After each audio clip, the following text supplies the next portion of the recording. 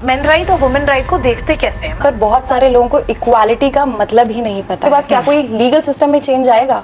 नहीं आएगा। तो जो हस्बैंड है वो उसके बॉयफ्रेंड के ऊपर केस कर सकता है, पर अपनी वाइफ के ऊपर नहीं कर सकता। मोस्टली लोगों के कांटेक्ट में एडवोकेट्स रहते हैं, वो बोल देंगे अरे बहुत सही है, 5 केस है, 5 केस आपको डालने हैं, डाल दीजिए, एलिमनी आ जाएगी, सब कुछ सही रहेगा, और इनकी जो माँ है इनके अगेंस्ट भी डाल दीजिए, अपने आप सही हो जाएंगे। झूठ बोल करके शादी करा दी जाए, कम एज में शादी करा दी जाए, तो वो अपनी शादी खत्म करवा सकते हैं 18+ होने के बाद। जो कितने बार तलाक लेके शादी कर सकते हैं? People don't know that prostitution is not illegal. Online transfer करोगे तो इसकी आप क्रिमिनल कंप्लेन करवाओ, तो उस बैंक अकाउंट में जितने लोगों ने पैसे भेजे हैं सबके सारे अकाउंट्स फ्रीज हो जाते हैं। कानून के आंखों में पट्टी थी, अब वो पट्टी हटा दी है, तो व्हाट डज दैट मीन? कानून अंधा है, आप अपने सबूत रखो, हम उसको तौलेंगे, तौलने के बाद पता चलेगा कि आप अक्यूज्ड के बाद आप पे वो ऑफेंस लगेगा कि नहीं लगेगा। वाइफ अगर अपने हस्बैंड की प्रॉपर्टी के ऊपर हक रखती है, तो हस्बैंड्स जो है अपने मम्मी पापा के नाम पे वो प्रॉपर्टी कर देंगे, then she will not get anything.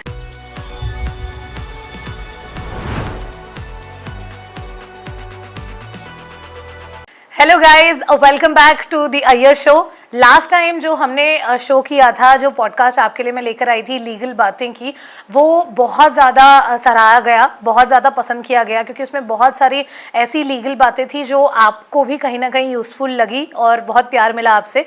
तो आज एक और एपिसोड लीगल मैटर में ही हम बहुत सारी बातें करेंगे, लेकिन एक और पहलू जो लास्ट पॉडकास्ट में छूट गई थी बातें, उसके बारे में हम बात करेंगे। तो एक तरीके से आप समझ सकते हैं कि पार्ट 2 है।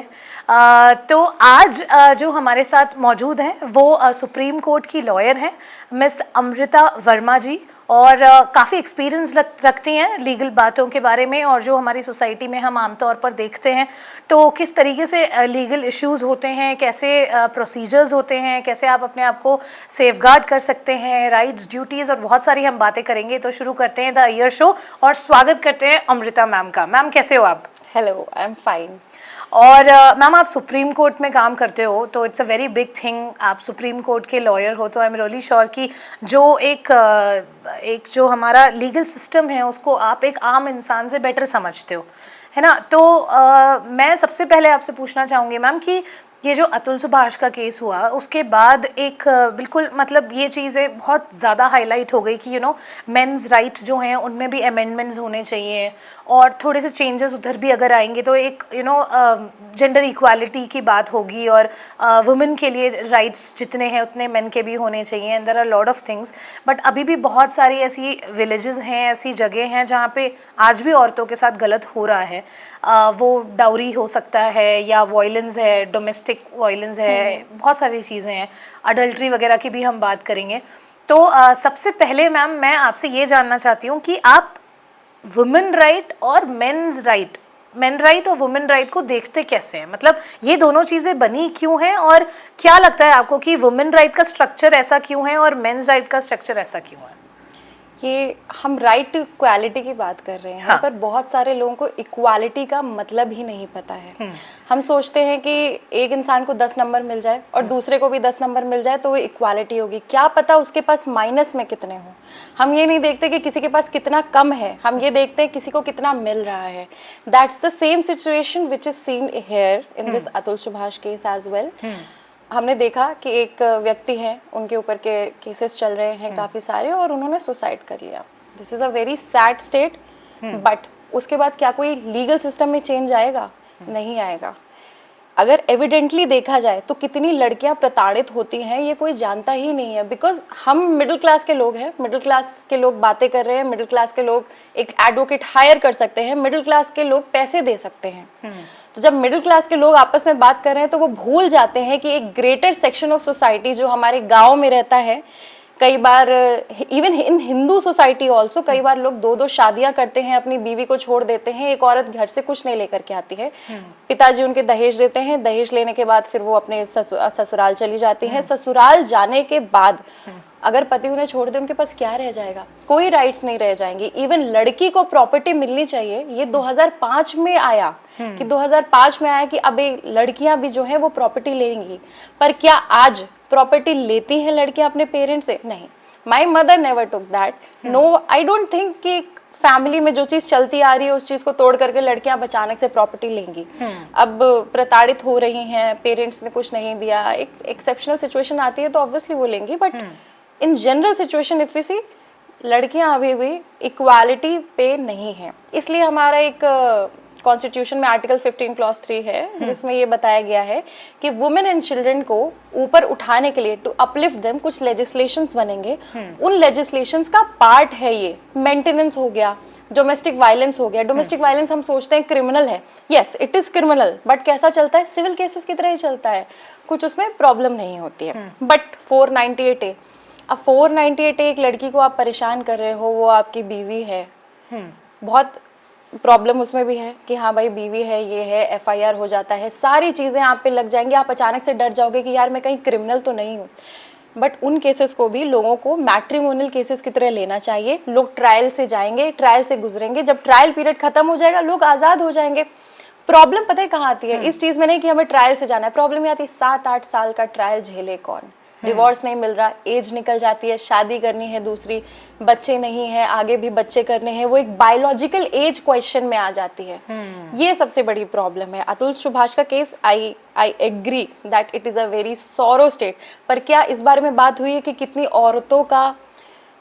औरतों के साथ कितनी सारी बुरी चीज़ें हुई हैं, कितनी औरतों को जला दिया गया है दहेज के चक्कर में, कितनी औरतों को मेंटेनेंस के चक्कर में, या फिर उनके बाप दहेज नहीं दे रहे तो उनके घर से बाहर निकाल दिया गया है? कोई नहीं ये सारी चीज़ें देख रहा है, तो ये प्रॉब्लम भी तो है। बात बिल्कुल सही आपने कही। मुझे ऐसा लगता है कि वही बात है कि क्या होता है कि हर एक सेक्शन ऑफ द सोसाइटी हमको देखना ज़रूरी है, और हर एक का सिचुएशन अलग होता है, क्योंकि एक ही लॉ अगर हम हर एक इंसान पे लगा देंगे तो आई थिंक उनका सर्कमस्टांसेस, उनका सिचुएशन, वो पूरा देखने के बाद, परखने के बाद ही एक जजमेंट पे आते होंगे। आई एम श्योर आप इसके बारे में बेटर जानते हो मैम, क्योंकि अभी डाउरी की हम बात कर रहे थे। वैसे तो हम इसको स्त्रीधन कहते हैं, जो एक लड़की शादी के बाद अपने मायके से लेके जाती है, वो उसकी सिक्योरिटी के लिए होता है। बट अभी भी मुझे बहुत सारे ऐसे सेक्शंस पता है हमारे सोसाइटी में जहाँ पे लड़के वाले बहुत बेधड़क होके बोलते हैं कि नहीं, हमारा लड़का तो गवर्नमेंट जॉब में है, तो आप कम से कम इतना तो दीजिए,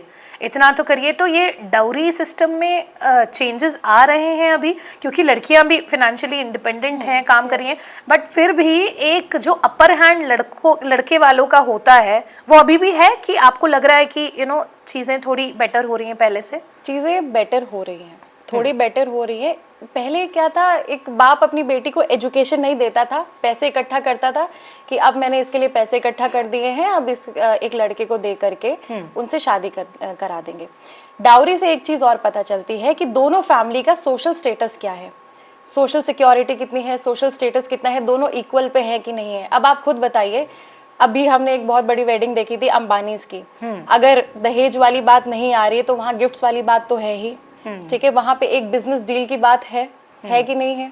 तो एब्सोल्युटली जब ये क्वेश्चन आ रहा है, जब बड़े लोग बड़े में शादी कर रहे हैं, तो लोग इक्वालिटी पाने के लिए, एक तरह से इक्वल फुटिंग में रहने के लिए दहेज एक प्रोडक्ट की तरह यूज किया गया था। But now what is what's happening in societies, वो लड़कियां ऑलरेडी एजुकेटेड हैं, एजुकेशन के बाद ना वो दहेज दे भी नहीं रही हैं, और लड़के भी ऐसे दहेज ले नहीं रहे हैं। अब जो खुशी खुशी स्त्री धन दे रहे हैं, ठीक है, जब वो दे देते हैं तो उसके बाद लड़कियां, मुझे नहीं लगता ऐसा कुछ सोचती हैं। बट जब बात आती है शादी के बाद प्रॉब्लम में, तो फिर वो बोलती हैं कि इन्होंने मुझसे दहेज मांगा। हाँ। और फिर जो गिफ्ट्स आते हैं उन्हें दहेज की तरह लिखवा करके लिख दिया जाता है। तो लोग एक्चुअली इस चीज से एक अंडरस्टैंडिंग ले सकते हैं कि अगर वो कुछ सामान नहीं ले रहे हैं तो वो एक डीड बनवा दें, डीड बनवाने के बाद दोनों पार्टी से साइन कर दे कि हमने क्या सामान लिया है, क्या नहीं लिया है। और देखिए उसे कुछ फायदा नहीं होगा, बट एट द लास्ट जब आपका ट्रायल चलेगा, ऐसा नहीं कि केस नहीं लगेगा, जब आपका ट्रायल चलेगा तो वो आपके फेवर में यूज हो सकती है डॉक्यूमेंट। ओके।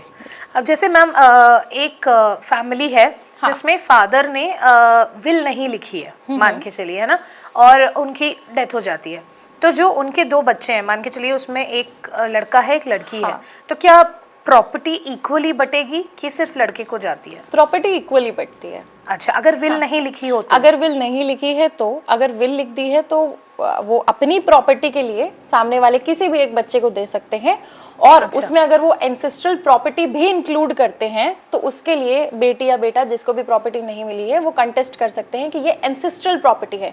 एंसेस्ट्रल प्रॉपर्टी पे सबका हक होता है। अगर फादर की सेल्फ ओन प्रॉपर्टी है वो उसकी विल लिख करके जा सकते हैं, उस पर कोई क्लेम नहीं कर सकता। ओके चलिए मैम, अब आ जाते हैं अडल्ट्री के टॉपिक पे। एक टाइम था जब एक्स्ट्रा मैरिटल को ऑफेंस माना जाता था, है ना, मतलब मॉरली तो ये गलत है, लेकिन जब आपसे मैंने ये चीज़ पूछी थी तो आपने मुझे बताया था कि रोशनी मॉरली तो ये गलत है, लेकिन इट्स सैड टू से कि ये इलीगल नहीं है। तो वो मुझे जो फाइन लाइन थी ना वो समझनी है कि मॉरली अनएथिकल है लेकिन इलीगल नहीं है, राइट? इलीगल नहीं है। ओके। पहले ना एक औरत को एक आदमी की प्रॉपर्टी की तरह देखा जाता था। जब उसको प्रॉपर्टी की तरह देखा जाता था तो आप अगर किसी की प्रॉपर्टी पे हाथ मारोगे या कोई भी चीज करोगे तो उससे यही निकलता है कि आपने मेरी प्रॉपर्टी को वायलेट किया। एग्जैक्टली, आपने मेरी प्रॉपर्टी को ट्रेसपास किया। तो एक लड़के के द्वारा ही इसमें पनिशमेंट मिलता है। यानी कि for example there is a husband, there is a wife, तो जो हस्बैंड है वो उसके बॉयफ्रेंड के ऊपर केस कर सकता है पर अपनी वाइफ के ऊपर नहीं कर सकता। वाइफ के लिए डिवोर्स का सिर्फ एक ग्राउंड बन चुका है अडल्ट्री, नथिंग एल्स। या फिर क्रूल्टी का ग्राउंड एक बन चुका है कि अडल्ट्री की है तो क्रूल्टी हुई है, क्रूल्टी के बाद मैं इसे डिवोर्स लेना चाहता हूँ, then also trial will go, बहुत लंबा चलेगा। बट जो बेसिक इंटेंशन है लेजिस्लेटर्स का कि women is not a property, तो उस इंटेंशन को बचाते हुए इस लेजिस्लेशन को हटा दिया गया है, इसको डीक्रिमिनलाइज कर दिया गया है। बट आर्म्स फोर्सेस में अभी भी ये चीज़ यूज़ होती है, क्योंकि आर्म्स फोर्सेस में आप एक छोटी सी जगह में रहते हो, जितने भी लोग होते हैं वो सब आर्म फोर्सेस के ही होते हैं, उनकी वाइफ्स भी आर्म फोर्सेस की होती हैं, तो आपस में ब्रदरहुड मेंटेन करने के लिए वहाँ पे डीक्रिमिनलाइज नहीं है, वहाँ पे it will be taken as an offence.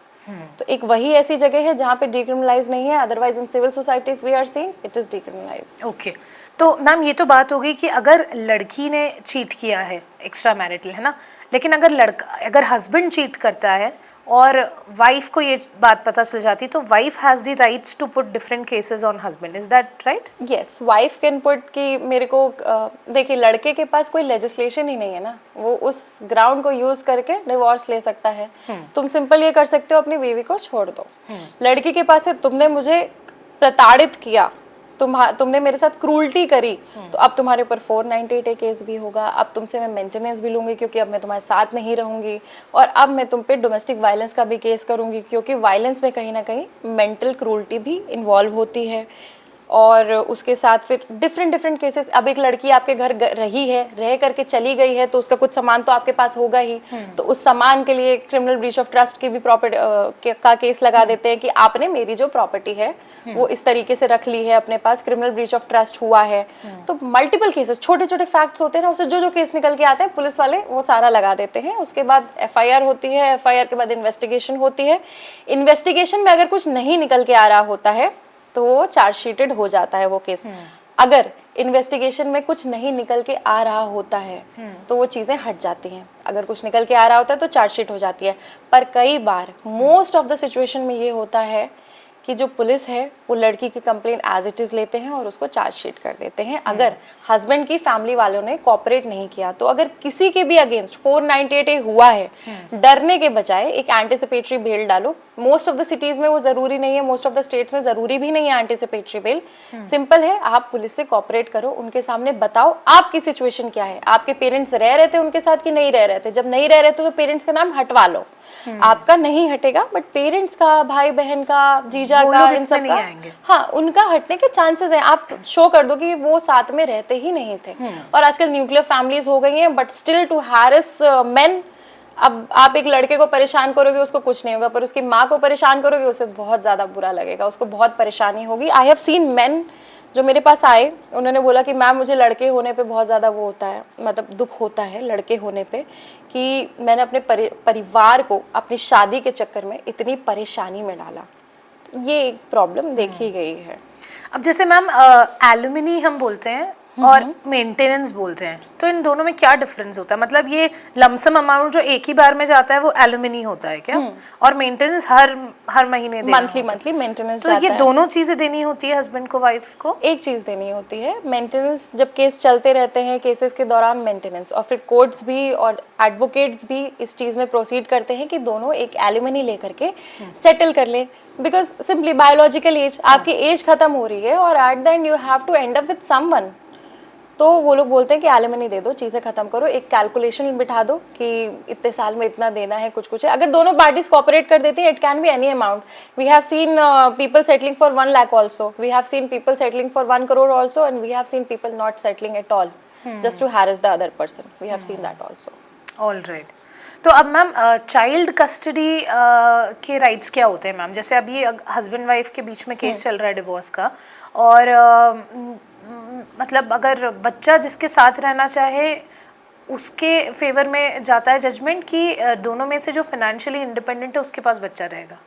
Okay, तो इसमें दोनों सिचुएशन है। आजकल माएँ भी बहुत फाइनेंशियली इंडिपेंडेंट हैं, तो अगर माँ अपने बच्चे को लेके जा रही है तो वो अपने पेरेंट्स के साथ या तो रखती है बच्चे को, पेरेंट्स स्टेबल होते हैं तो कोई दिक्कत नहीं होती है।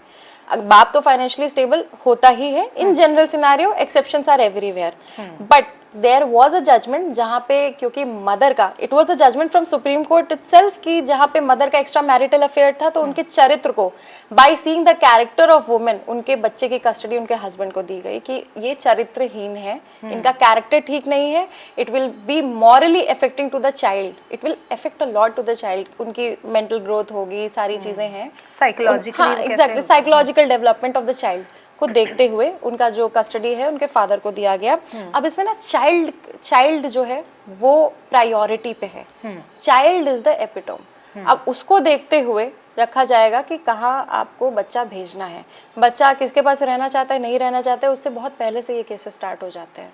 तो when he is not able to decide कि किसके पास रहना है, किसके पास नहीं रहना है, इन जनरल सिनेरियो अगर हम देखें तो बच्चे माँ ही ले जाती है। अच्छा, ओके, मतलब irrespective of whatever the case is. Mostly, अब we have seen animals also, they don't leave their child. हाँ. Even in monkeys also हाँ. हमने देखा है, तो ये humans में भी है, माएँ अपने बच्चा नहीं छोड़ती हैं। Worst case scenario होगा कि माँ अगर अपना बच्चा छोड़ रही है, then also they can get alimony. तब भी उन्हें एलिमनी मिल जाता है because they are women. I think visiting के फिर परमिशंस हो जाती होंगी ऐसे कि आप विजिट कर सकते हो। हाँ, विजिटिंग की परमिशंस मिल जाती हैं, काफ़ी सारी चीज़ें। See if you have a case you have to talk to your lawyer properly. एक एक चीज़, एक एक पहलू हर एक इंसान का अलग होता है, लॉ में हर एक चीज़ अलग होती है। Even if we are seeing in medical field, हर एक इंसान की सिचुएशन अलग होती है, हर किसी का ब्लड प्रेशर अलग होता है, वैसे ही आपका केस अलग है। आप ये नहीं बोल सकते कि इसका ऐसे था, उसका एक फैक्ट अलग हो जाएगा कि इसने इसके साथ इस दिन इसका साथ छोड़ दिया और उस दिन से पहले आगे के ऑफेंसेस थे, तो छोटा सा फैक्ट डिफरेंट हो जाता है, आपका केस पलट जाता है। तो एक एक चीज़ आपको अपने लॉयर के साथ डिस्कस करनी ही पड़ेगी। ओके, अब जैसे मैम इंडिया में रिपोर्ट्स के आधार पर मैं ये बात आपसे बोल रही हूँ कि डिवोर्सेस के अगर हम केस देखते हैं तो अगर आप आउटसाइड इंडिया देखेंगे तो डिवोर्सेस इसलिए होते हैं बिकॉज फिनेंशियल स्टेबिलिटी नहीं है या इनफिडिलिटी, जो भी रीजंस हैं। लेकिन इंडिया में आज भी नंबर 1 रीज़न इन लॉज का इंटरफेरेंस बताया गया है। तो हम बोलते हैं कि टाइम बदल रहा है, things are changing, we are developing and all of that, but एक घर में जब आप शादी करके जाते हो तो नॉट ऑल ऑफ कोर्स, जैसे आप बोलते हो exceptions are always there, but जब specially when we talk about like a girl leaving her house and coming to her husband's house, तो वहाँ पे ऑफ कोर्स औरत को एडजस्टमेंट्स तो होते ही हैं, बट वाई इज़ इट कि इन लॉज का नाम अभी भी मतलब आता है डिवोर्सेस कराने में? लड़की शादी करके जाती है तो जो लड़के की मदर होती हैं कई बार वो बहुत ज़्यादा अटैच्ड होती है। Actually this is a very psychological question rather than a legal question. हम उस टाइम के बच्चे हैं जिस टाइम में हमारे बाप जो है हमारी मदर्स को टाइम नहीं देते थे, तो मदर्स जो अपना पूरा इमोशनल डिपेंडेंसी अपने बेटे पे कर देती थी। बेटे की लाइफ में बहू आ जाएगी तो मदर्स को प्रॉब्लम होगी, then she will start creating some certain problems. वो प्रॉब्लम क्रिएट होगी बिकॉज ऑफ इनसिक्योरिटी, इनसिक्योरिटी, और उनके पास एक ही चीज थी, वो चली गई। They are also not working ना। उस टाइम पीरियड की अगर हम बात करें, जो आज की सास है, उस टाइम पीरियड की हम बात करें तो उस टाइम पे ना उनके हस्बैंड अवेलेबल थे, अब उनका बेटा भी अवेलेबल नहीं है। प्रॉब्लम होगी, इनसिक्योरिटी होगी, बहुत ज़्यादा इनसिक्योरिटी होगी। उसके बाद बहू को थोड़ा उसके बाद obviously they will understand the situation, they will communicate this to their husbands, but he will obviously say कि नहीं, she is my mother, she has given me birth, she is my first home, तो मैं उनके साथ ऐसा नहीं कर सकता। तो इस सिचुएशन में मदर्स को थोड़ा सा एक्टिव रहना पड़ेगा कि वो अपने बेटे की लाइफ में प्रॉब्लम ना क्रिएट करें। Same situation with women also, they are their mothers best friend, कुछ प्रॉब्लम होती है, they will exactly they will gossip कि मम्मी ये हो रहा है, वो हो रहा है, जो भी whatever the situation is, they will gossip about it to their mothers, she will say कि आ जाओ वापस घर, because they are also very lonely. इनकी बेटी चली गई है, शादी हो गई है, ठीक है, सब कुछ ठीक है, but everyone is a loner these days, सबको कोई ना कोई चाहिए होता है, तो उन्हें भी चाहिए अपनी बेटी घर आ गई है, ठीक है चलो कोई नहीं, जो ये बोलेगी हम कर लेंगे, इसने पढ़ लिख करके अपना नाम तो बना ही लिया है।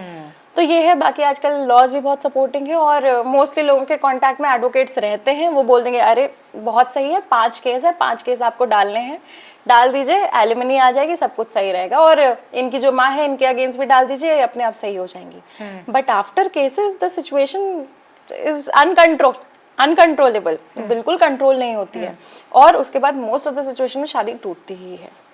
तो स्टार्ट हो रहा है माँ के उससे, बचपन से, फिर उसके बाद माँ के यंगर एज से, और वो इतना लंबा स्ट्रेच हो जाता है कि बुढ़ापे में आ जाती है फिर एग्जैक्टली। अब जैसे मैम आपके पास इतने सारे केसेस आते हैं, हम बात कर रहे थे कि अभी भी बच्चे हैं, मतलब ऐसे सिचुएशंस हैं, एग्जांपल्स हैं जहाँ पे लोगों की शादियाँ, मतलब बाल विवाह जैसे हम चाइल्ड मैरिज बोलते हैं, वो सारे केसेस हैं, या ऑनर किलिंग की हम बात करें, या डिस्क्रिमिनेशन की, तो ये सारी चीज़ें भी आप देखते हो अभी भी?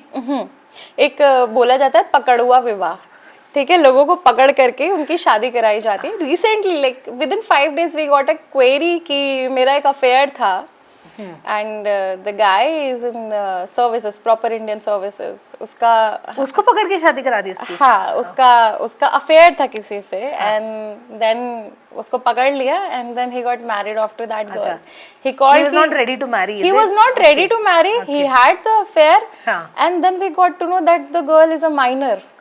Yes, minor as in 17-18 years. So must be not in a middle class society, but below that, या गांव या किसी कस्बे की बात हो सकती है ये।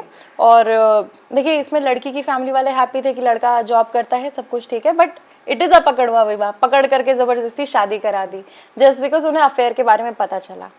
तो इट ऑल्सो हैपन्स, ये हमें बिहार से भी काफ़ी, बिहार साइड से काफ़ी ज़्यादा ये क्वेरीज आई थी कि मुझे लड़की के घर वालों ने पकड़ करके शादी करवा दिया, मैं क्या करूं। काफ़ी इसमें लड़के भी कई बार माइनर निकलते हैं, ये भी हमें पता चला कि लड़के भी कई बार माइनर थे, लड़कियां भी माइनर थी।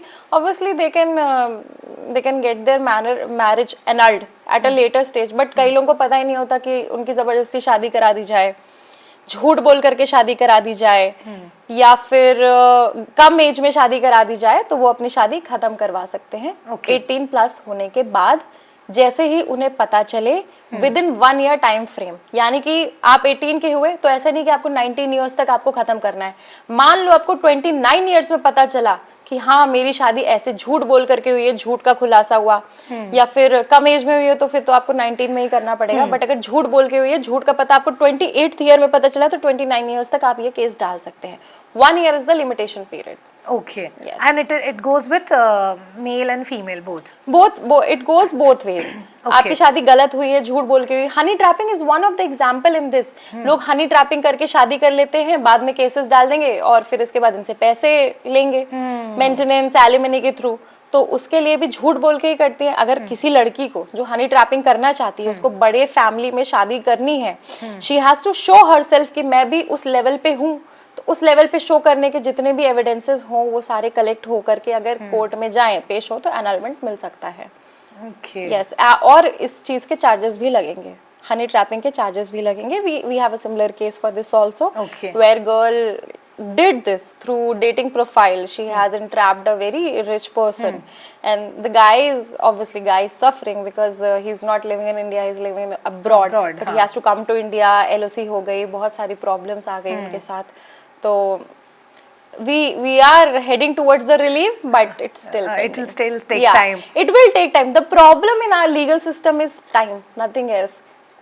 हमारे 498 के केसेस लगते हैं, क्रिमिनल केसेस होते हैं, काफ़ी सारे लोग डिस्चार्ज होते हैं। 85% लोग जो है वो एक्विट होते हैं। एक्विट यानी कि बाइज्जत बरी होते हैं।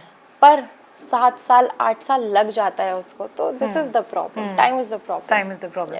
मैम एक जीवन काल में, क्योंकि अभी जैसे हम हनी ट्रैपिंग केसेस की भी बात कर रहे थे, लड़का या लड़की कोई भी, दोनों के लिए मैं पूछ रही हूँ, कितने बार तलाक लेके शादी कर सकते हैं? ऐसा है कुछ? No no, there is no limitation. तो अगर इसमें लिमिटेशन कैसे हो सकती है, आप खुद बताइए। You don't have to be married to get remarried, that's it. आपकी शादी पहले से नहीं हुई होनी चाहिए, क्योंकि दूसरी शादी जो है वो हिंदूज में वैलिड नहीं है, इट्स वैलिड इन मुस्लिम्स। हाँ। यस। तो अभी जैसे कि ओके, तो अब जैसे अगर एक लड़की है फॉर एग्जांपल, उसने कुछ केसेस किए होंगे अपने फर्स्ट हस्बैंड पे, यस। वही लड़की है उसने कुछ केसेस किए होंगे अपने सेकंड हस्बैंड पे, वही लड़की अगर कुछ केसेस किए थर्ड में, तो एक एक प्री कंसीव्ड नोशन नहीं बन जाता कि अच्छा ये मैडम फिर से आ गई हैं तो इनको फोर्थ हस्बैंड से भी प्रॉब्लम होगी? क्योंकि अगर Okay, we have seen similar case as well where the wife has divorced her first husband, then alimony मिली अच्छी, then she married second husband, she paid some money to him as well कि हम घर बना लेते हैं जो भी है, अपने alimony, पिछली alimony के पैसे दिए आगे जा करके, and now again similar cases are going on against that husband, but preconceived notion नहीं बनता है, because आप जुडिशरी में ये नहीं बोल सकते हो कि एक लड़की को, सी रिलेशनशिप में अब तो लोगों की बहुत मल्टीपल रिलेशनशिप्स होती हैं, इट्स नॉट लाइक कि आप एक बार में ही कई लोग को डेट करो, इट्स कि आप एक बार में एक व्यक्ति को डेट करो पर आपको पता चलता है कि 2-3 रिलेशनशिप आपकी वर्कआउट नहीं की। It's similar to that, marriage आपकी वर्कआउट नहीं करी, ये वैसा ही है। इसमें अगर सी जजेस are individuals along with their adjudicating mind, वो अपना पर्सनल माइंडसेट भी यूज कर सकते हैं, उसमें कोई प्रॉब्लम नहीं है। अगर कर रहे हैं और उसके थ्रू जजमेंट आता है तो there is a way for appeal, आप ऊपर जाकर के अपील कर सकते हो, but again time is the problem. अभी जैसे इंडिविजुअलिज्म की हम बात कर रहे हैं मैम, तो जब इंडिविजुअल्स, एक लड़का भी है एक लड़की भी है, तो अभी शादी के बाद लड़की को जैसे हम मोस्टली देखते हैं कि she has to take a permission कि भाई मैं नौकरी कर लूँ, या मतलब अगर बच्चे हैं घर में तो मोस्टली ऐसा ही देखा जाएगा कि the woman will stay at home and take care of the kids and the man will be working, ना मोस्ट जनरली मैं बोल रही हूँ, जनरल केसेस में।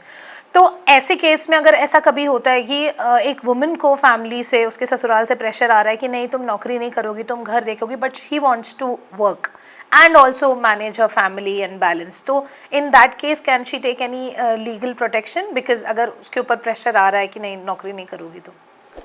नॉर्मली लोग शादी के पहले ही इस चीज़ को डिस्कस कर लेते हैं कि नौकरी करनी है या नहीं करनी है, बट अगेन अगर कोई फाइनेंशियल प्रॉब्लम अराइज होती है, अगर नहीं है फाइनेंशियल प्रॉब्लम, नहीं है, मन करे, she can do, she has right to life under article 21, she can perfectly do her job, उसमें कोई प्रॉब्लम नहीं है। अब लीगल प्रोटेक्शन इसमें चाहिए तो yes, she can obviously complain for 498A कि ये लोग हैरेस कर रहे हैं, मुझे नौकरी नहीं करने दे रहे हैं। बट जनरली 498A की जो कंप्लेंट्स आती हैं कई सारी वो ऐसी होती है जिसमें लड़कियां जॉब ही नहीं कर रही होती हैं, क्योंकि उन्हें मेंटेनेंस चाहिए होता है। कई लड़कियां ये भी करती हैं कि उन्हें मेंटेनेंस लेना होता है पति से, तो अपनी जॉब हाइड कर देती हैं या फिर जॉब छोड़ देती है, so that they can harass the person. The intention is not the maintenance part, उन्हें मेंटेन नहीं होना, उन्हें हैरेस करना है, तो ये एक पोर्शन है। ओके मैम, आपके पास और कैसे केसेस आते हैं? See, we have a number, okay? So it provides help to all the people who are in India or even abroad. बहुत सारे लोग उसमें help लेते हैं. Even for if we see in a month we get almost 800 calls. Oh God. Yes, around 1,000 people. We are helping around 1,000 people and we have all the records of those conversations. बहुत funny cases भी आते हैं. जैसे कि बहुत funny cases कि normally people ask कि अरे ऐसे लॉस क्यों बने हुए हैं, हमारा कोई सुन क्यों नहीं रहा है। तो काफ़ी टाइम तक we used to explain, but nowadays we don't have time, so we say whoever is the legislature you are voting for, you should ask them. So it's a fun thing, but normally we try to explain everyone जो भी situation है। अगर कोई paper दे रहा है, FIR दे रहा है, तो उसमें we reply जैसा भी प्रॉब्लम है we try to solve. But हमारे पास प्रॉब्लम क्या आती है कि हम दिल्ली बेस्ड हैं, we are in Delhi. If we have contacts for anything किसी के लिए भी तो हम बता देते हैं.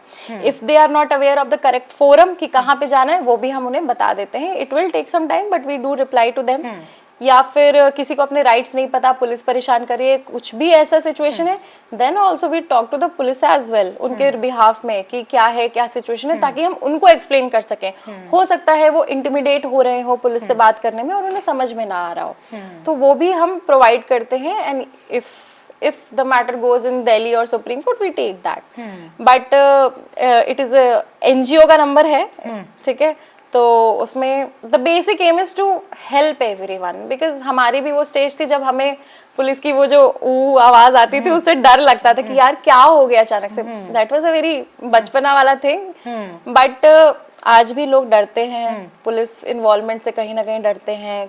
मैम आपने स्पेसिफाई किया कि हमारे एनजीओ में काफ़ी सारे क्वेरीज आते हैं, तो आपका किस चीज़ का एनजीओ है ma'am? It's basically providing legal help to everyone. We Okay. are yet not funded by anyone. Okay. So हमारे पास लोग थोड़े से कम हैं, इसलिए हमें टाइम लग जाता है. बाकी वेकेशंस एंड ऑल में हम थोड़ा ऑपरेट नहीं करते हैं. But otherwise we are helping almost 800 people worldwide. It's not limited to India. Okay. It's not limited to India. India के बाहर भी ये चीज़ है और everyone is taking help from that whoever is aware. क्योंकि awareness जो है वो either it's spreaded through YouTube और माई वेबसाइट और my Instagram, mainly my Instagram. और उसमें काफ़ी अच्छे कॉल्स आते हैं, काफ़ी लोग समझाते हैं अपनी प्रॉब्लम, अपने पेपर्स भेजते हैं, उनके पेपर वगैरह देख करके we advise them. If the matter comes up in Delhi और supreme court, we do help them properly. अगर उन्हें फोरम नहीं पता है, करेक्ट फोरम नहीं पता है, क्या करना है क्या नहीं करना है, एडवाइज देम. जितनी लोगों की हेल्प हो जाए उतना बेटर है. And after all it's a noble profession. Correct. And I feel जो हमारी ऑडियंस है, जितनी भी हमारी ऑडियंस हमें आज देख रही हैं, उनके लिए बहुत अच्छी बात है कि अगर आपको कोई भी लीगल इशू में सजेशन चाहिए, एडवाइस चाहिए, या आपको कोई भी हेल्प चाहिए, तो मैम के इंस्टाग्राम पेज को ज़रूर फॉलो करिए, क्योंकि बहुत सारी बातें, अच्छी बातें, लीगल हेल्प के बारे में वो बात करती हैं, लीगल कंसर्न्स रेज करती हैं. तो आपको काफ़ी ज़्यादा एजुकेशन मिलेगा लीगली. और अगर आपको कोई भी तरीके की हेल्प चाहिए तो मैम के एनजीओ को आप ज़रूर एक्सप्लोर करिए. आप अपने फ्रेंड्स, रिलेटिव्स को बता सकते हैं, क्योंकि मुझे ऐसा लगता है मैम कि माइंडलेस स्क्रोलिंग से बेटर है कि अगर आप कोई ऐसी इन्फॉर्मेशन दो जो लोगों तक पहुँचे और उनके काम आए ज़िंदगी में. हमको कभी नहीं पता होता कि हमको लीगल हेल्प कब चाहिए पड़ सकती है, या ऊपर वाला ना करे कि हमें कब कोर्ट के दरवाजे खटखटाने पड़े. तो हमें थोड़ा अगर पता हो ना पहले से, तो थोड़ा इंसान को समझ में आता है कि क्या करना चाहिए, डिसीजन मेकिंग थोड़ा इजी हो जाता है. अब वो इंसान जिसने कभी कोर्ट देखा ही नहीं है, जिसने कभी कोई लीगल चीज़ें देखी नहीं है, उनके लिए वो ये चीज़ बहुत डिफ़िकल्ट है. और इसीलिए हम आज बात कर रहे हैं. भले वो एक मेंस राइट की बात है, लेडीज़ वुमेन राइट की बात है, इट इज़ वेरी इंपॉर्टेंट कि हम दोनों पहलुओं को समझें कि ये इस तरीके से स्ट्रक्चर क्यों हुआ है. मैम अब क्योंकि हम मेंस की और वुमेन्स राइट की बात कर रहे हैं, चाइल्ड राइट की बात करते हैं. मैम बेसिकली इसके अंदर क्या आता है? अब स्कूल में बच्चों को पीटा जाना बंद हो चुका है. तो मैम हम बच्चे नहीं थे क्या? हमने तो बहुत मार खाई है. अब बंद हो गया है. और teachers, that's a bit sad but yes. मेरी टीचर्स के लिए मेरे को रेस्पेक्ट और ग्रेटिट्यूड ज़्यादा है, इसलिए मैंने उनका नाम नहीं लिया. नहीं तो केस हो ऐसा होता है क्या मैम? जैसे जो फर्स्ट स्टैंडर्ड में जिस टीचर ने मुझे पीटा हो, मुझे अब समझ में आ रहा है एज एन अडल्ट कि मेरे साथ गलत हुआ, तो मैं केस कर सकती हूँ उनके अगेंस्ट? क्यों? अब हो गया, मतलब सी देयर इज अ प्रिंसिपल. एक लॉ आता है, हाँ, उस लॉ के आने के बाद अगर चीजें हुई हैं तो पहले वाले सारे बरी. Yes, but no one will do that. आप इसको कैसे एविडेंस? ये तो एक this was just this is a very critical situation. I have to know कि किस डेट को, किस टाइम पे, कौन सी क्लास में, ये सारी चीजें पता करनी पड़ेगी. फिर इसके बाद पीटा, एंड देन इन सब चीजों के लिए ना people ultimately go for settlement. But see अगर मुझे तो सेटलमेंट भी नहीं मिला, फ्री का टैटू मिल गया. यू वोंट बिलीव मैम, हमारे जो स्कूल की यूनिफॉर्म होती थी वैसे ट्यूनिक्स होती थी ना, छोटी छोटी. आई studied in a Christian school. तो मुझे याद है कि वो लीव एप्लीकेशन लिखना का फॉर्मेट जो होता था उसका टेस्ट था, और उसके एक दिन पहले मैंने छुट्टी कर ली थी, तो मेरे को नहीं पता था कि अगले दिन टेस्ट है. तो एज यूजुअल मुझे कुछ नहीं पता, मैंने अपना नेम, रोल नंबर लिखा और मैंने दे दिया ऐसी आंसर शीट. तो जब मैम चेक कर रही होंगी तब उनको पता चला मैडम मैंने तो कुछ लिखा ही नहीं उसमें. तो I was just talking to one of the friends in my class, और मैडम आई, वो वुडन स्केल चलती थी तब. हाँ. उन्होंने वो उस स्केल से ऐसे मारा पैर में कि दोनों पैर में मेरे ऐसे टैटू छप गया था, लिटरली ऐसे रेड कलर के बॉक्सेस. पहले ना वो चलता था, आप कोई च्युइंगम खाते थे तो उसमें एक टैटू आता था, उसको आप लगाओ, उसमें थोड़ा सा पानी लगाओ और उसको निकालो तो उसमें टैटू छप जाता था. My mom was under an impression जब मम्मी आई ऑफिस से कि ये तूने इतना बड़ा बड़ा टैटू चिपका लाया. Then she got to know कि टैटू नहीं है, मारा है. हालांकि मम्मी ने बात करी टीचर से कि आप मारिएगा नहीं, हमारा बच्चा है, हम देख लेंगे, पास होगा फेल होगा, आप बस उसको पढ़ाइए. बट देन आई फील कि आजकल इतना स्ट्रिक्ट हो गया ये कि you just can't do it. You can simply do an FIR। अगर ये हुआ है इंस्टेंस तो आप जाकर के FIR करवा हाँ, दो, चोट लगी है बहुत ज्यादा। हाँ, अब इस चीज को कंसिडरेशन में लिया जाएगा। हो तो पहले भी सकता था, ऐसा नहीं हो सकता था, but then police will be like क्या है ये? हाँ, वो बोलते हम खुद क्यों अपने है बच्चों ये? को पीटते हैं। हाँ, and isn't it good, you know? हाँ, मुझे ऐसा लगता है कि I think थोड़ा it's बहुत good. ठोका पीटी से ना इंसान थोड़ा स्ट्रांग हो जाता है। Yeah. Not see it does not go with everybody. लोग ऐसे नहीं बोल रहे अरे ये वायलेंस को Now we प्रमोट have करें, to be नहीं। diplomatic. Yes yes, so guys disclaimer दे देते हैं, हम वायलेंस को प्रमोट नहीं कर रहे हैं। But it is good, you know. But हाँ, मतलब ऑफ कोर्स चीजें अभी भी बदल रही हैं बहुत सारे, और मुझे लगता है कि Nowadays kids are very egoistic. हाँ, एंड आई थिंक मैंने एक सर्वे में ये भी पढ़ा था कि जो 80s 70s 90s का दौर था, वो बच्चे के जो एम्प्लॉयमेंट, वो जो बच्चे आज काम कर रहे हैं वो काफ़ी ट्रस्टवर्दी भी है इन टर्म्स ऑफ कि वो चैलेंजेस एक्सेप्ट कर लेते हैं। कोई अगर बॉस ने डांट दिया तो इतनी जल्दी, आजकल आप देखिए रेजिग्नेशन का जो रेट है, अगर आप जेनजी की बात करें, they do not take anything at all. आपको नहीं समझ में आ रहा, एक दिन वो नहीं सहेंगे, रेजिग्नेशन नहीं आना। working nowadays. हाँ, मतलब व्हाटएवर दे आर डूइंग, छोटा मोटा चीज या जो भी है। 1997 born. हाँ, मतलब 95 के बाद 97 98 के बाद देखेंगे टॉलरेंस लेवल आई थिंक काफ़ी ज़्यादा कॉम्प्रोमाइज़ हुआ है। Yes. तो आई थिंक हाँ, अच्छी चीज़ों के साथ बुरी चीज़ें भी आती हैं। बट ऐसा कोई केस है मैम आपका जो आपको याद हो, आपको लगा कि यार this is a very difficult case, and in the sense कि जो सही है, जो पार्टी सही है उनके पास एविडेंसेस नहीं है, और जो गलत हैं they are manipulating very well. There was this prostitution case, okay? हाँ. So it was a case that was running since 2008. The girl was minor, but उनका बेल किसी और एडवोकेट ने कराया था. They made a different card for her, Aadhaar card and all. So it was pretty difficult because people don't know that prostitution is not illegal. Even when we presented the case, Even when it is about minor? they didn't know ना, it was a अच्छा. minor, she was a minor. Okay, They were okay. not aware. कहीं भी उनके documents में कहीं minor और ये सब लिखा ही नहीं हुआ है. उनके एज का भी कुछ नहीं पता चला, कुछ नहीं. The problem was to explain everyone, even to the court, कि लड़की की कोई गलती नहीं है. Pimp was free. जो उनका पिम्प था वो आज़ाद हो चुका बहुत साल पहले. लड़की फंसी हुई है 2008 से. पिम्प फ्री हो चुका है, बट लड़की कई साल से फंसी हुई है. उसके साथ और भी जो लड़कियां थी, कोई मर गया, कोई गायब हो गया, किसी के बारे में कोई वेयर अबाउट्स नहीं है. She was only attending the court, but now her case has been quashed even after many years, and she got the relief. Finally she got the relief because this was a very difficult case. ऐसा नहीं कि other side के पास evidence ज़्यादा है या हमारे पास evidence कम है. The problem is what our book says कि prostitution is not illegal. The main idea behind that case is to penalize the traffickers, the people who are doing or who are into trafficking. उस चीज़ को penalize करना था, but you are penalizing what? A person who is earning, a person who is working. ये problem आ रही थी कि जो already work कर रहा है, जो earn कर रहा है, उसको आप penalize कर रहे हो. The problem is with the pimp, not with her. ये problem थी. और कैसे मैम केसेस आते हैं आपके पास विच यू फाइंड कि यू नो इसमें भी थोड़े अमेंडमेंट्स हो सकते हैं, बी इट कोई सा भी केस हो? All the cases are see, our lawmakers, our legislators have provided a very good act. Just that उसको इंटरप्रेट करना कई बार पुलिस वालों को भी नहीं आता है. पुलिस वाले भी कई सारी चीज़ें नहीं समझ सकते हैं. For example there is this IPC का 406 सेक्शन है.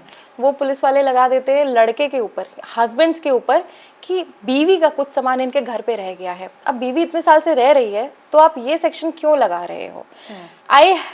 Personally, I have problem with this section. I don't know about other people, other lawyers, or if it is followed or not. But I have problem with this section कि ये चीज़ जो है वो even पहले नहीं apply होती थी ये चीज़, अब अप्लाई होने लगी है. बिना MLC रिपोर्ट के आप लड़के के ऊपर केस कर देते हो कि इसने अपनी बीवी को मारा है. बाय डिफॉल्ट आप सोच लेते हो कि इन्होंने मारा ही होगा. बीवी ने फोटो भी नहीं दिखाई, कोई एविडेंस प्रेजेंट नहीं किया, आपने चार्जशीट कर दिया. अब चार्जशीट होने के बाद हम ट्रायल कोर्ट में लड़े इस केस को, 2-4 साल चले एक्स्ट्रा. कोई मतलब नहीं है इन सब चीज़ों का. तो ये जो पुलिस का कॉपरेशन जहाँ पे टूटता है वहाँ पे एफआईआर रजिस्टर होती है और वहाँ भी चीज़ें खराब होती हैं। Otherwise as per law we have a very good law. हमारा जो कॉन्स्टिट्यूशन है when that is made up of by taking multiple other laws as well, काफ़ी सारे अच्छे अच्छे लॉज को लेकर के एकत्रित करके एक अच्छा लॉ बनाया गया है। वुमेन की इक्वालिटी है, बच्चों की इक्वालिटी है। जिन लोगों ने लॉ बनाया है वो खुद मेन थे, तो ऑब्वियसली कोई प्रॉब्लम नहीं है इस लॉ में। जस्ट दैट उसका प्रोसीजर कैसे फॉलो अप होता है उसमें प्रॉब्लम आती है। मैम इंडियन पीनल कोड अभी तक कोड कहते हैं राइट, आईपीसी, तो ये चीज़ अभी तक चल रही थी but it has been renewed ना अभी कुछ टाइम से, तो उसमें भी थोड़े सेक्शन ऊपर नीचे हुए हैं। आई थिंक ऑलमोस्ट सेम ही है चीज़ें बट थोड़े से सेक्शंस ऊपर नीचे हुए हैं, तो याद करने में फिर से होता है क्योंकि आपने एक सेट ऑफ कोड सेक्शंस पढ़े होंगे, अब ये थोड़ा ऊपर नीचे हो गया तो number is different. Basic principle जो है, बेसिक इंटेंशन, लेजिस्लेशन जो भी है सब सेम है। पनिशमेंट्स थोड़ी सी ऊपर नीचे हुई है बट कुछ ही केसेस की अलग अलग हुई हैं, कुछ ही सेक्शंस में हुई हैं। बाकी यस सेक्शन तो याद तो करना पड़ेगा फिर से, it's part and parcel of this work. But change किस वजह से किया गया पता है? क्योंकि इंडियन पीनल कोड का नाम था इंडियंस को पीनलाइज करने वाला कोड, ये उस टाइम का बना हुआ था। यस ये प्रॉब्लम थी इसमें। ये कॉन्सेप्ट ब्रिटिशर्स से लिया गया था क्या? इस नाम से ही लग रहा था मुझे। 1860 का कोड है ये, Okay. ठीक है, तो ऑब्वियसली उस टाइम पे ब्रिटिशर्स थे। हाँ. इंडियन पीनल कोड, तो लोग सोचते थे ये इंडियंस को पीनलाइज करने वाला कोड है, इसलिए इसको चेंज करके भारतीयों को न्याय दिलाने वाला संहिता एक आई है। तो ये है इसके पीछे का जो है। And this was told to me by a police officer, because उनकी क्लासेस लगती है जब ये सेक्शंस वगैरह चेंज होते हैं कि कैसे क्या करना है क्या नहीं, देन ही टोल्ड मी कि ये इसकी वजह से है। And it was a very good knowledge coming from a police officer. Okay yes ma'am, अगर हम ड्रग्स की बात करते हैं तो अगर एक माइनर पकड़ा जाता है ड्रग्स केस में, या जो पेडलर्स होते हैं अगर वो एक माइनर हो या जुवेनाइल जो हम बोलते हैं, तो उस सिचुएशन में उसको कैसे कैरी फॉरवर्ड किया जाता है? मतलब it's not a heinous crime, so juveniles will be tried as juvenile. उनको बच्चों की तरह ही लिया जाएगा और उनका जो केस है वो जुवेनाइल जस्टिस कोर्ट में चलेगा। Okay. And juvenile justice court में जो मेन काम रहता है सबका, ये रहता है कि रिफॉर्म्स लाए जाएं और बच्चों को थोड़ा सा बाल सुधार केंद्र। हाँ, बाल सुधार केंद्र वाला बेसिक इंटेंशन उनका यही रहता है कि बच्चों को सुधारा जाए, हर एक व्यक्ति सुधर सकता है। बट मैम जैसे निर्भया केस से जब ये बात शुरू हुई थी, और अभी बहुत सारे ऐसे अनगिनत केसेस हैं जिसमें आप भी जानते हो कि जो जुवेनाइल है, अगर चार लोग अक्यूज्ड हैं और मान के चलिए एक गैंगरेप हुआ है जिसमें एक जुवेनाइल भी इन्वॉल्व है। जुवेनाइल एज इन कितनी एज होगी? मान के चलिए 16 ईयर्स। ओके। और सबसे हीनियस जो मतलब सबसे ज़्यादा अगर किसी ने क्षति पहुंचाई है उस विक्टिम को तो वो जुवेनाइल ही है, फिर भी उसको एज अ माइनर कंसिडर करना इतना बड़ा हीनियस क्राइम करने के बाद, he will be tried as an adult. Is it? Yes. But then जैसे जब निर्भया केस हुआ था See, Nirbhaya case is an exception. In exception cases, exceptional principles have been applied और उनको as a adult ट्राई किया गया था बच्चे को भी। 16 years, 18 years, 2 साल का गैप है तो उसमें people can be tried as an adult. अगर 14 years होता तो मैम 14 years में then it has to be looked properly. उसके हर केस को उसके अकॉर्डिंग देखा जाएगा। हाँ. बच्चे को क्या है, कोई प्रॉब्लम तो नहीं है, मेंटल सिकनेस तो नहीं है, क्या पता बच्चे को अपना काम ही ना समझ में आ रहा हो। There is this principle called doli in capex. 12 साल से छोटे बच्चे होते हैं जो वो अगर कोई ऑफेंस करते हैं तो उनको इस प्रिंसिपल में रख करके उनको उसकी सज़ा नहीं दी जाती है क्रिमिनल केसेस में। यस, तो दिस प्रिंसिपल डोली इन कैपेक्स जो है वो 12 से अंदर के जो लोग हैं उन पे बाय डिफॉल्ट लगता है। पर अगर 12 साल से ऊपर 14 साल तक का कोई बच्चा कर रहा है, उसको पता है कि वो रेप कर रहा है कि नहीं, ये भी इंपॉर्टेंट है ना। क्योंकि हमारा जो क्रिमिनल लॉ है उसका मकसद ये नहीं है कि एक व्यक्ति को सजा देना, उसका मकसद है कि उस व्यक्ति के मन में जो क्रिमिनल माइंड चल रहा है उस माइंड को सजा देना होता है। तभी हम एक वर्ड यूज करते हैं मेंस रिया, यानी कि किसी के गलत इंटेंशन को सजा देना। अगर कई बार लोग एक्सीडेंट कर देते हैं, थोड़ा बिगर पिक्चर में देखा जाए तो वो खून ही हुआ, किसी का मर्डर करना, डेड बॉडी आई है तो खून ही हुआ ना। पर उसको एक्सीडेंट में क्यों लिया जाता है और मर्डर में क्यों नहीं लिया जाता? इंटेंशन, उनका इंटेंशन ही नहीं था खून करने का, वो तो हो गया। This is the situation. वो बच्चा वहां पे है और उसने कुछ नहीं किया है तो कोई दिक्कत नहीं, उसने कुछ किया है तो उस केस को अलग तरीके से ट्राई किया जाएगा। यस। अब जैसे खून से याद आया मैम, अगर कोई सेल्फ डिफेंस में खून कर दे तो उसको सजा होगी क्या? नहीं, तो वो प्रूव करना पड़ेगा ना कि सजा होगी। It's again a particular case, particular situation. He has to prove that. मान के चलिए एक घर में Death by negligence is a law. अगर तुमने किसी को मार दिया है, negligently मार दिया है, तो obviously आपको मर्डर की सजा नहीं है। नेग्लिजेंटली मतलब गलती से मार गया कोई? Negligently मतलब गलती से, सिंपली गलती से। एक मूवी देखी थी मैम मैंने, उसमें एक हस्बैंड ने एक वाइफ को, एक झगड़ा हो रहा होता है तो एक चांटा लगाया होता है, तो उसका सिर जो है किसी फर्नीचर के एज में लग जाता है और उसकी डेथ हो जाती है। तो वो हस्बैंड कल्प्रिट है। उस मूवी में क्या हुआ था? वो आखिरी में पुलिस ले गई थी उसको। ले गई थी? किस लिए ले गई थी? उसके बाद ये एंड हो गया। ओके, अगर थप्पड़ मारा है, थप्पड़ मार के बाद वो मर गई है, तो this is death by negligence. Death हो गई है, नेग्लिजेंटली हुई है, तो आपको सजा तो होगी क्योंकि डेड बॉडी आई है, पर मर्डर की सजा नहीं होगी। मर्डर की सजा ज्यादा होती है, डेथ बाय नेग्लिजेंस की सजा कम होती है। अच्छा, क्या डिफरेंस होता है मैम? डेथ बाय नेग्लिजेंस में क्या सजा होती है और डेथ बाय नेग्लिजेंस में इंटेंशन का फर्क होता है। तुम्हारा वो क्रिमिनल माइंड ही नहीं है जिस माइंड से तुम क्राइम करना चाहते हो। अच्छा, गलती से हो गया। यस, गलती से हो गया। वो थप्पड़ मारा तो आपको थप्पड़ की सजा होगी, हर्ट की सजा होगी, ग्रीवियस हर्ट की सजा होगी। ये सारी चीजें मिला जुला करके कहीं ना कहीं पनिशमेंट ऑलमोस्ट 2 years तक बेलेबल ऑफेंस होता है मतलब। It's bailable offence, it's a bailable offence. देखिए बेलेबल ऑफेंस देयर स्टिल, इसमें भी ये प्रॉब्लम है कि कुछ बेलेबल ऑफेंसेस में तो आपको बेल मिल जाती है, नॉन बेलेबल ऑफेंसेस में भी आपको बेल मिल जाती है, but there has to be a proper ground for it. उसके भी ग्राउंड अलग अलग होते हैं कि आप कहीं बाहर निकल के एविडेंसेस को टैम्पर तो नहीं करोगे, सारे जो विटनेसेस हैं उनके एविडेंसेस हो गए कि नहीं हो गए हैं। सिचुएशन ऐसी है कि सजा ही आप कस्टडी में इतने साल रह चुके हो जितने साल आपके ऑफेंस की सजा ही नहीं है, तो ऑब्वियसली बेल मिल जाती है। ये सिचुएशन है। मैम बिहाइंड द सीन्स आप एक आम की स्टोरी बता रहे थे कि आम के चक्कर में 2 आम इंसानों में झगड़ा हो गया। Okay, there was this case जहाँ पे एक आम था। दिस इज यूपी के गांव का केस। ओके, ठीक है, एक ही आम था मैम। 2 बच्चे आम खा रहे थे, तो दोनों के बीच में ऐसे नाम था, आई गेस डब्बू और ऐसे करके कुछ नाम था। डब्बू और बब्बू रख लेते हैं। This was the real name. Dabbu तो मुझे याद है अभी। It's a last year's case. So 2 बच्चों के बीच में लड़ाई हुई। दिस इज 1980s का केस था।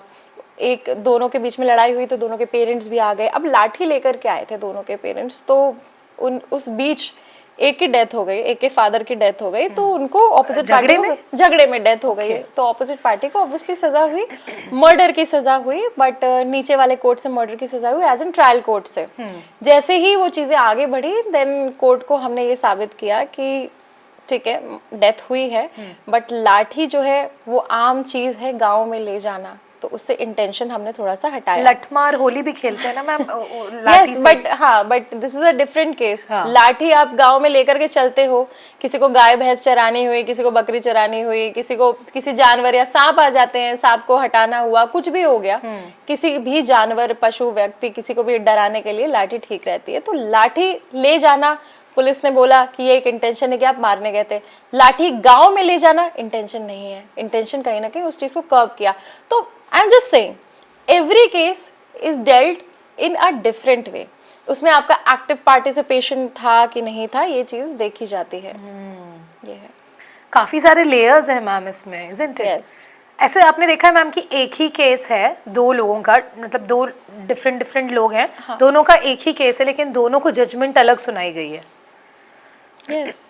Then again वही सिचुएशन डिफरेंट होती है। अच्छा, That's why सेम केस है, दोनों के ऊपर मान लो मर्डर का लगा हुआ है, बट सिचुएशन डिफरेंट हो जाएगी दोनों के साथ, तो अलग चीज है। Situation, it's all situational based. आपकी सिचुएशन क्या है, तभी तो हमने वहाँ पे जजेस को बैठाया हुआ है, मशीनों को नहीं।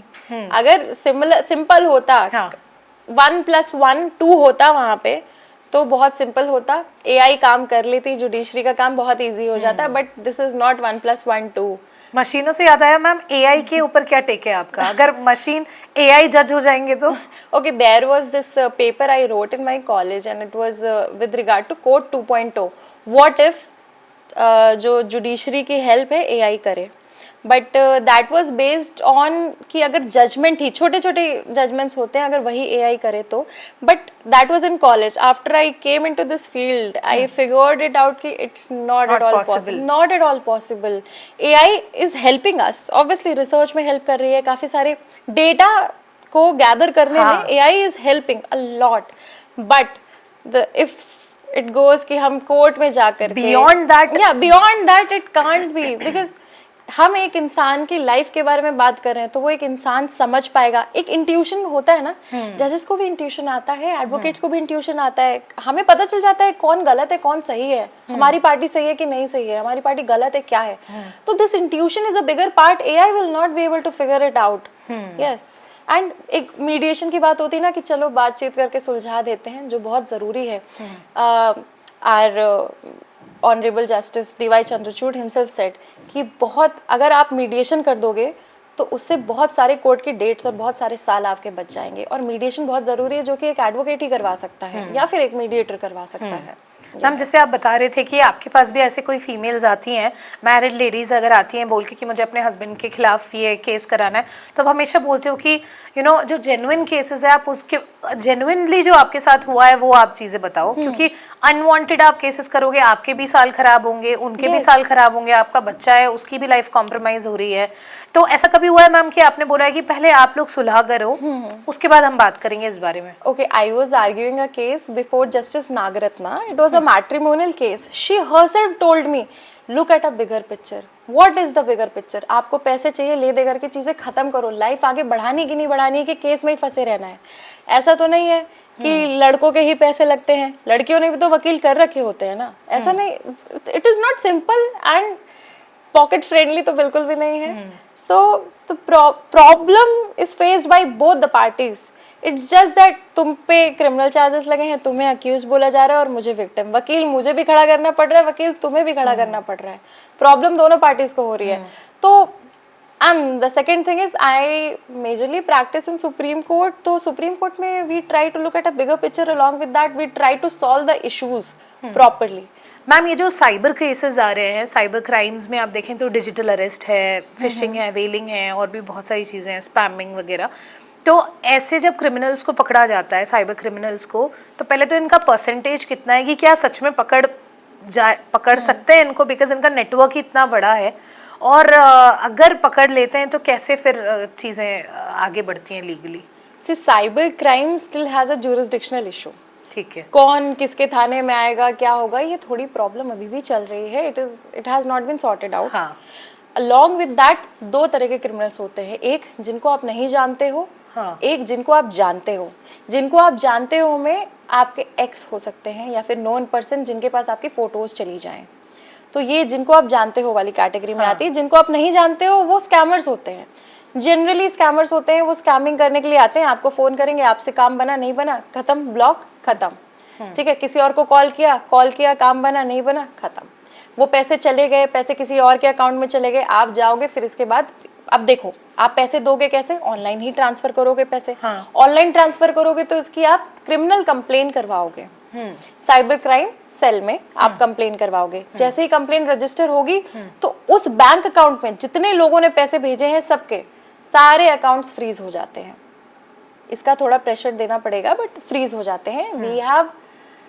We have heard of so many problem जहाँ पे इनोसेंट लोगों के भी बैंक अकाउंट फ्रीज होते हैं। मान लो आप किसी दुकान में आप कुछ खरीदने जा रहे हो, कुछ भी आप जनरली कुछ जनरल स्टोर से खरीदते हो, वहाँ पे आप पेमेंट करते हो, क्यूआर लगा रहता है, पेमेंट करते हो, तुरंत आपने पेमेंट करी। जनरली लोग किसके पनवाड़ी के पास करते हैं, पेमेंट करते हैं कि हो गई पेमेंट। पेमेंट के बाद वो पैसे पनवाड़ी के बैंक अकाउंट में गए, उसके पास किसी स्कैमर ने जाकर के पेमेंट कर दी, तो चेन में जितने लोग आए सबके बैंक अकाउंट फ्रीज हो जाते हैं। तो ये प्रॉब्लम बहुत ज़्यादा होती है। अब बैंक अकाउंट फ्रीज होने के बाद जहाँ पे आपकी एफआईआर हुई है वहीं पे जाकर के आपको ख़त्म करवाना पड़ेगा। पुलिस वाले फ़ोन करके बुलाते कि आ जाओ यहाँ पे, हम कर देंगे, सॉर्ट आउट कर देंगे। बैंक अनफ्रीज तभी होता है जब पुलिस वाले लिख करके इन्वेस्टिगेशन रिपोर्ट देते हैं, तभी अनफ्रीज डीफ्रीज होता है अगर मैं कहूँ तो। और अगर सारे अकाउंट आपके फ्रीज हो जाते हैं फिर आपको रिट डलवानी पड़ती है आर्टिकल 21 के तहत कि मेरा जो अकाउंट डीफ्रीज करो, क्योंकि मेरी जो राइट टू लाइफ है, right to operate my business, जो कि मैं अपने अकाउंट से ही कर सकता हूँ। मुझे बगल में जाना है, कैब के पैसे देने हैं, मैं अपने अकाउंट से ही तो देंगे, ठीक है, वो हैम्पर हो रही है तो एटलीस्ट मेरा अकाउंट डीफ्रीज करो और जो अमाउंट क्वेश्चन में है उसको लियन पे रखो।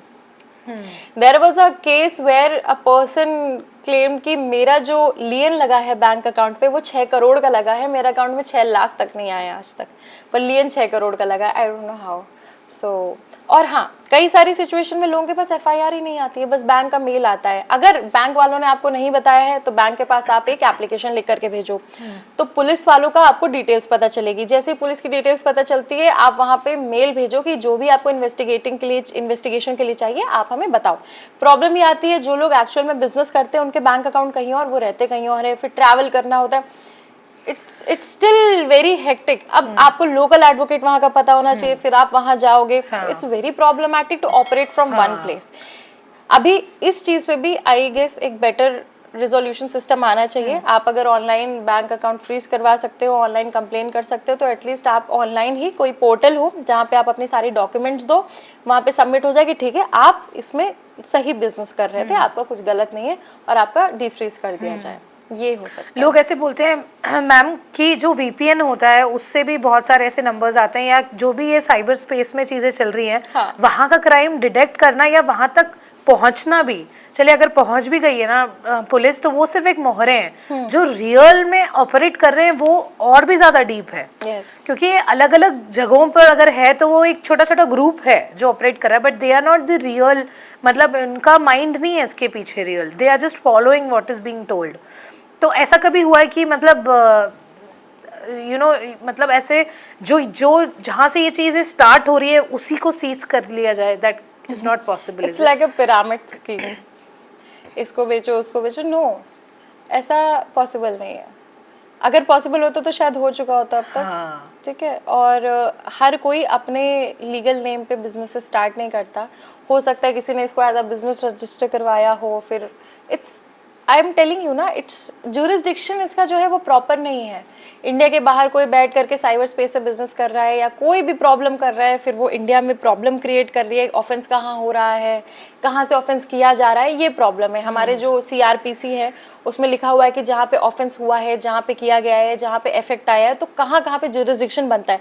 बट साइबर स्पेस में होता है तो थोड़ी प्रॉब्लम आती है इसमें। ओके मैम, लॉ स्कूल्स की थोड़ी सी बात कर लेते हैं। जैसे जो आप थियोरेटिकली पढ़ते हो, क्या वो सेम रहता है जो आप जैसे किसी भी कोर्ट में, हाई कोर्ट में, डिस्ट्रिक्ट कोर्ट में, सुप्रीम कोर्ट में जो भी मतलब फॉलो करते हो, या आपको असली लर्निंग प्रैक्टिकली केस लड़के ही आती है? ओके, सो पहली बात तो बहुत सारे लॉ स्कूल्स होते हैं, कई सारे ऐसे स्कूल्स हैं जहाँ पे आपको जाना भी नहीं पड़ता है। एडमिशन ले लो, एग्ज़ाम दे दो, आपको डिग्री मिल जाती है। Okay, I studied in Ram Manohar Lohia national law university Lucknow. So we have to give one exam called common law aptitude test. जिस टाइम पे मैंने दिया था, it was in I guess 2016 के अप्रॉक्स। तो उस टाइम पे इतने ज़्यादा लोग अवेयर नहीं थे कि लॉ होता क्या है। लोगों को लगता था कि एक छतरी डाल के कचहरी के बाहर बैठना ही लॉ होता है, और लोगों को लगता था कि लॉ करके वही पॉसिबिलिटी है, आइदर दैट और यू बिकम अ जज। और one more thing that was trending in those times, that was आप किसी कंपनी में लीगल एडवाइजर बन जाओ। ये तीन चीज़ें थी। बट जैसे ही I went to law school, I had a notion कि हाँ ठीक है, कॉलेज अच्छा है, चीज़ें अच्छी होंगी, चीज़ें oh my God I can not explain, beyond explanation थी। सारी चीज़ें बहुत ज़्यादा अच्छी थी। मैंने कभी, मुझे ऐसा लग रहा था I was living in Lucknow, but it felt like USA college. काफ़ी डिफरेंट वाइब्स थी वहाँ पे। Have you seen Harry Potter, जहाँ पे बॉल नाइट्स होती हैं? Okay, we had ball nights also. Yes, ball nights, 1 week celebration of all the things, सारी चीज़ें अच्छी थी। But one point that I was missing is कि वहाँ पे लीगल नॉलेज तो थी, बट लीगल प्रैक्टिकल नॉलेज नहीं थी। There is one thing called moot court.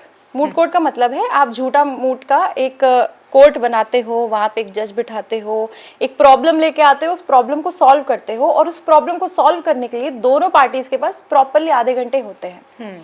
हमें कोर्ट में 3 मिनट से ज़्यादा नहीं मिलता, सुप्रीम कोर्ट में, हाई कोर्ट में 10 मिनट से ज़्यादा नहीं मिलता, और लोअर डिस्ट्रिक्ट ट्रायल कोर्ट में थोड़ा टाइम मिल जाता है। जजेस will listen because a trial has to go, date ज़्यादा लगती है। But it's supreme court, if it's in, otherwise your file will be thrown out. तो 3 मिनट है। And I started my practice in supreme court. जैसे ही मैंने इस चीज़ को देखा, I was like are law schools a sham? एक ये क्वेश्चन मेरे दिमाग में उठा। बट धीरे धीरे मुझे एक चीज़ समझ में आई कि लॉ स्कूल सिर्फ लॉ सिखाने के लिए हैं, उसके अलावा we have been provided various opportunities कि आप जाओ एक किसी भी लॉयर के अंडर में प्रैक्टिस करो. So internships are very important, but on the other hand are fellow people, our fellow friends who are doing engineering or MBA or whatever, they will be earning during internships, but Okay. it's not the similar situation with our us lawyers. हाँ. Even in law, when you are getting into the law, if you don't have any background or anything or any influence, then your basic salary is 10,000 per month. It's like that. So earning is very less. If you are getting your own clients, then only you will be earning well. Otherwise, law and legal field is just Challenging, is it? It's very challenging. और ऊपर की जो 1% है, जो अच्छे lawyers हैं, 1%er lawyers हैं, they are earning a lot. They are earning a lot. You don't have any bar. But उसके नीचे जो हैं, जो एक middle class society से आते हैं अपना घर वर छोड़ करके, it's like आता है, खा लेते हैं, खत्म हो जाता है. It's like you are earning, you are spending, you are earning, you are spending. It's just like that. Okay ma'am, ये जो मीडिया ट्रायल्स होते हैं, Yes. ये भी डिसीशंस को इन्फ्लुएंस कर सकते हैं या किसी पर्सन के परसेप्शन को इन्फ्लुएंस करते हैं? बिकॉज मीडिया ट्रायल भी बहुत सारे लोग देखते हैं और सबके दिमाग में एक परसेप्शन बनता होगा दोनों पार्टीज को लेके, तो इनसे भी इफेक्ट होता है कोर्ट कभी? मीडिया ट्रायल से court is not affected, not at all. People have been affecting with this media trial. वो लोग साइड चूज कर लेते हैं, सब कुछ कर लेते हैं, एट द एंड आपको क्या पता चलता है? जजमेंट कुछ अलग ही आया. Why? Because media trial is a different thing. It's like media is creating a hate in your mind कि this thing is bad, so you have to just feel hated about that particular offence. कोई भी गलत चीज हुई है, उस offence के लिए आप हेट्रेड फील करो. But it's not like that. जैसा हम बोलते हैं ना, सारे सबूतों और गवाहों को मद्देनजर रखते हुए ही एक डिसीजन लिया जाएगा, तो वैसे ही लिया जाता है. कोई प्रोसीजरल गलती है, आप अपीलेट कोर्ट पे जाओ और वहां जाकर के अपील करो, उस चीज को चेंज करवा सकते हो. अदरवाइज सारे एविडेंसेस देखे जाएंगे, सारी चीजें देखी जाएंगी, सारी चीजें तौली जाएंगी. You have seen that lady, right, जिनके आंख में पट्टी लगी है? हाँ. दैट लेडी, वो मैंने सुना है वो पट्टी हटा दी है. या recently it has been changed by our honourable DY Chandrachud ji. But why is it so ma'am? पहले क्यों थी और अभी क्यों नहीं है? देखिए, पहले क्यों थी? कानून पहले अंधा था, लेकिन कानून पहले अंधा था, and actually that was the real truth. कानून अंधा है, आप अपने सबूत रखो, हम उसको तौलेंगे, तौलने के बाद पता चलेगा कि आप अक्यूज्ड के बाद आप पे वो ऑफेंस लगेगा कि नहीं लगेगा. हाँ. ये एक मेन बात है. हाँ. बट प्रॉब्लम ये आ जाती है कि अब पट्टी हटा दी गई, अब हमें दिख भी रहा है और हम फिर भी तौलेंगे. I am not understanding the basic principle behind that, but the basic principle behind the earlier one has been established and it has been used worldwide. It is still being used worldwide. I know. Yeah, जैसे एक मेरा podcast था ma'am पहले, तो जो sir थे, he was also a CHO. Yes. तो I asked this question to him कि सर पहले कानून के आंखों में पट्टी थी, अब वो पट्टी हटा दी है, तो what does that mean? मतलब अगर कानून फैसला सुना रहा है जिस फैसले के ऊपर एक इंसान की पूरी ज़िंदगी टिकी हुई है, क्योंकि वो जो फैसला होगा वो ही डिटरमाइन करेगा कि वो बंदा जेल में जाएगा या बरी हो जाएगा या उसको एक लाइफ बाहर मिलेगी या जेल के अंदर मिलेगी. तो आपको ऐसा नहीं लगता कि सारे सेंसेस कानून के एक्टिव होने चाहिए और खुले रहने चाहिए, ताकि वो जजेस के, मतलब लॉयर्स के ऊपर या क्रिमिनल के ऊपर या विक्टिम के ऊपर, उनकी फैमिली से ऊपर सोच पाए?